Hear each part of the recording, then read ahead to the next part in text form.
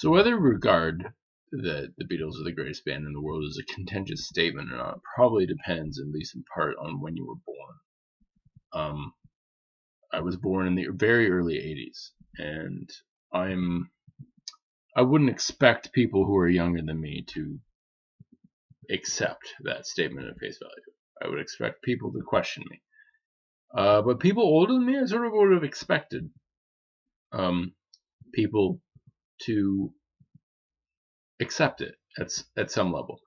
And I'm surprised to learn that a lot of people older than me do not believe the Beatles are the greatest rock band of all time. And I guess that's the reason I wrote the book and the reason why I've made this video, because it's surprising to me that there are so many people out there older than me who are literally either willfully or otherwise ignorant of the importance of the Beatles. And that's just really, really shocking, because I think it's something that can be objectively shown.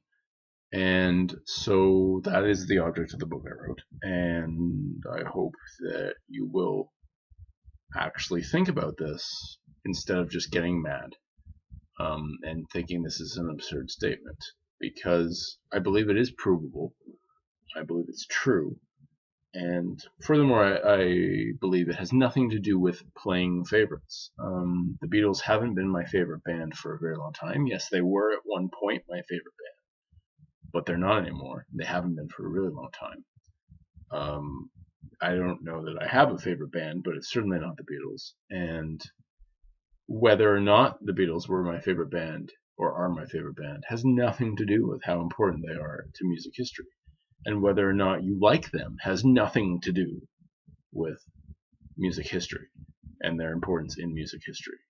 And unfortunately, we're at a place right now in history where a lot of people, when assessing works of art, decide that what is important is how they feel about that work of art only.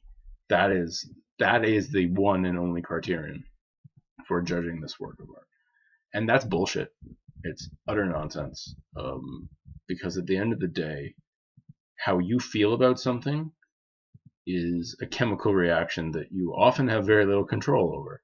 And it really doesn't tell us a lot about the thing you are reacting to. So we have to move away from this subjective nonsense of, oh, I was in a good mood and this encapsulated my mood, and so it's awesome, and therefore it's the greatest thing that's ever happened to me ever, or the greatest thing that's ever happened to music, or the greatest thing that's ever happened to movies, or whatever. That's all bullshit. The important thing really is to think about what lasts, what is transcendent, and by that I mean things that are relevant to us even though they weren't created now. And I believe the Beatles' music meets that standard, and I believe I can demonstrate that it meets that standard and other standards, but transcendence in particular. And so I hope that if you read the book or you watch these videos I'm making to support the book, that you will come to the conclusion that I have, that even if you don't like them, that they are the most important thing that's ever happened to rock music.